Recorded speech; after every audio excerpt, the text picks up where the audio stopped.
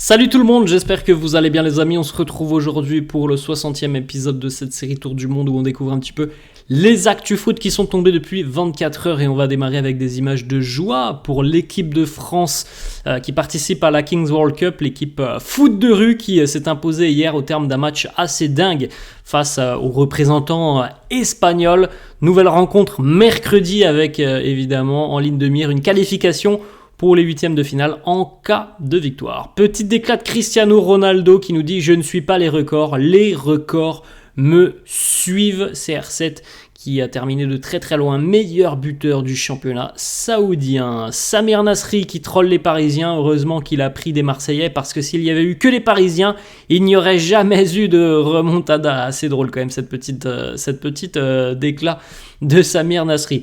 Marseille aurait envoyé son offre pour Sergio Conceição, l'entraîneur donc du FC Porto. Un projet important a été proposé aux techniciens portugais. Les dirigeants de l'OM attendent la réponse définitive de l'intéressé et tout est mis en œuvre pour conclure le dossier rapidement. On rappelle aussi que il y a notamment l'AC Milan qui est sur le dossier. On souhaite un joyeux anniversaire à Alexandre Lacazette qui a fêté hier ses 33 ans.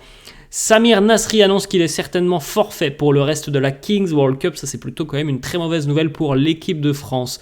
Ramener la coupe à la maison, on verra ça. Prochaine rencontre, comme on l'a dit, mercredi. Le petit message de soutien aussi d'Amine Mathieu pour la Palestine. Hier, en deuxième division allemande, Bundesliga, le match de barrage entre l'équipe qui a terminé 16e de Bundesliga et le 3e de deuxième division, on a eu un scénario complètement dingue puisque c'est un match aller-retour comme Metz-Saint-Etienne qui va arriver dès jeudi, la rencontre entre Metz et Saint-Etienne, le match aller.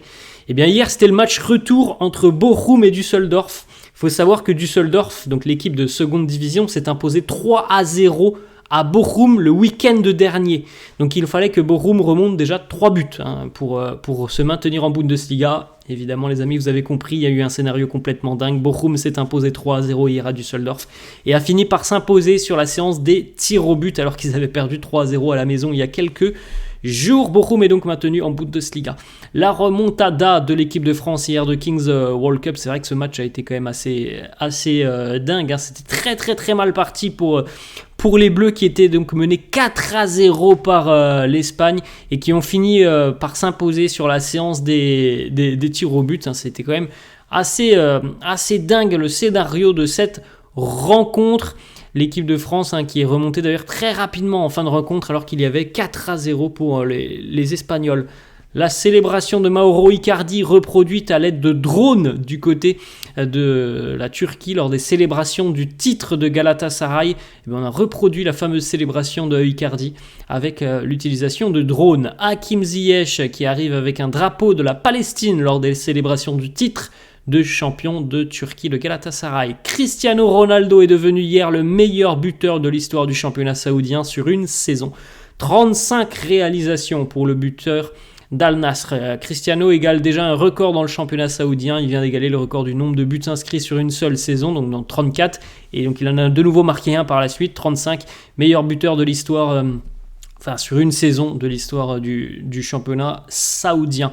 C'est officiel, Sergio Conceição quitte le FC Porto. Donc maintenant, on attend de voir où atterrira Conceição. On rappelle qu'il est déjà passé par la Ligue 1, notamment du côté du FC Nantes. Alors peut-être qu'il y aura un retour du côté de Marseille. On va suivre ça dans les tout prochains jours. Du côté de Manchester United, l'officialisation, Anthony Martial a annoncé son départ.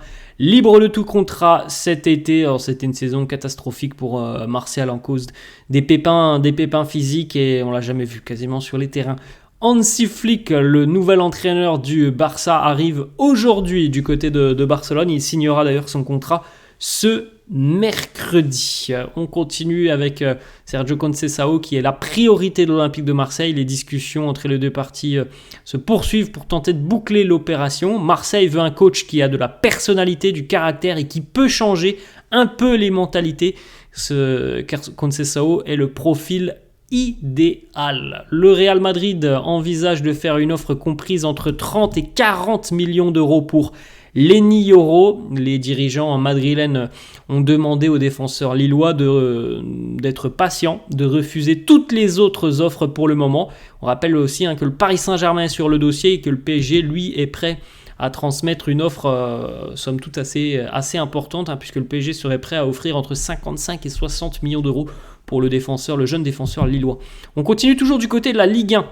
Reims a perdu Will Steele il y a quelques semaines, et du côté rémois, on s'est positionné sur un nom qui est quand même un nom assez ronflant dans le milieu du football, Ancelotti. Alors évidemment, on ne parle pas de Carlo, mais du fils de Carlo, le fiston Davide, qui d'ailleurs exerce à l'heure actuelle le rôle d'adjoint de Carlo du côté du Real.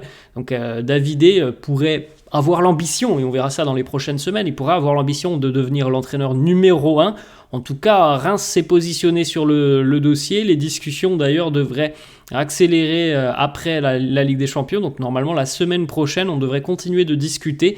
Reste à connaître la position de Davide. Est-ce qu'il a envie de continuer encore une saison au Real avec son papa, puisque il est possible aussi que Carlo prenne sa retraite dans un an, donc peut-être que Davide veut terminer avec son papa, ou alors peut-être qu'il a envie de faire le grand pas, le grand saut du côté du monde professionnel et de devenir un entraîneur numéro 1. On enchaîne du côté d'Aston Villa. Unai Emery, l'ancien entraîneur notamment du Paris Saint-Germain, prolonge l'aventure avec les Villains jusqu'en 2029. Ça a été une saison exceptionnelle pour Villa. Il y aura la Ligue des Champions l'année prochaine pour Villa. Donc c'est bien normal et bien logique qu'il soit récompensé. Du côté de Lens, on ne fera aucun cadeau à l'OGC Nice pour libérer Franck Hez. Joseph Ougourlian, propriétaire du club, donc propriétaire du Racing Club de Lens, il va tenter le tout pour le tout afin de convaincre le technicien de rempiler pour une saison supplémentaire. Pour le moment, les amis, Franck Hez est sous contrat jusqu'en 2027, ce qui veut dire que le gym va devoir indemniser le club nordiste pour s'offrir les services du technicien lensois. On enchaîne, on va du côté cette fois-ci du Havre. Lucas Elsner, l'entraîneur du HAC, souhaite quitter la Normandie. L'entraîneur havrais a indiqué à ses dirigeants qu'il souhaitait écouter les offres qui lui seront proposées. Reims est le club le mieux positionné sur le coach slovène. Voilà. Du côté rémois, on se positionne un petit peu sur différents dossiers. Et puis on verra un petit peu ce qui se passera sur les prochains jours. Jude Bellingham, questionné sur le Ballon d'Or, il nous dit « Pour moi, Vinicius est le meilleur du monde. Il crée de la magie à partir de rien. Il a tout pour être le meilleur. Sur le fait qu'il a déclaré que je suis le meilleur, si c'est ce qu'il ressent, alors vous pouvez diviser le Ballon d'Or en deux. » On enchaîne avec la liste des joueurs retenus par Luis de la Fuente, le sélectionneur de l'Espagne, pour participer à l'Euro. Vous pouvez faire un petit arrêt sur image, les amis, pour découvrir la liste de la Roja. Le communiqué de l'Olympique Lyonnais suite à l'agression de 2 jeunes femmes par des supporters lyonnais au Groupama Stadium. L'Olympique Lyonnais condamne fermement les violences qui ont eu lieu samedi soir au Groupama Stadium et apporte son soutien aux victimes.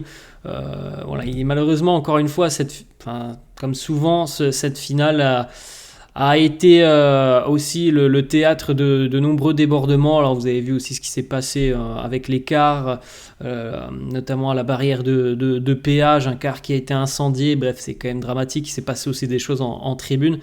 C'est véritablement, encore une fois, une très mauvaise image du football français qui nous a été proposée ce week-end. Paulo Fonseca, du côté de Lille, sur le point de s'engager avec Milan. Voilà, du côté milanais, on hésitait contre Conceição, Fonseca. Visiblement, la tendance maintenant, c'est plutôt Fonseca et Conceição du côté de Marseille.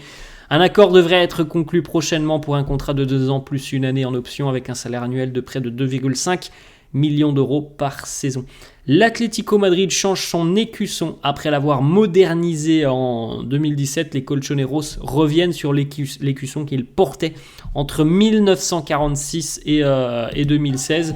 Et c'est plutôt une bonne nouvelle parce que moi je préférais l'ancien logo de l'Atlético. Et bien retour de l'ancien logo. Parfois, je trouve parfois qu'il y a des logos qui sont modernisés, qui ne sont sincèrement pas exceptionnels.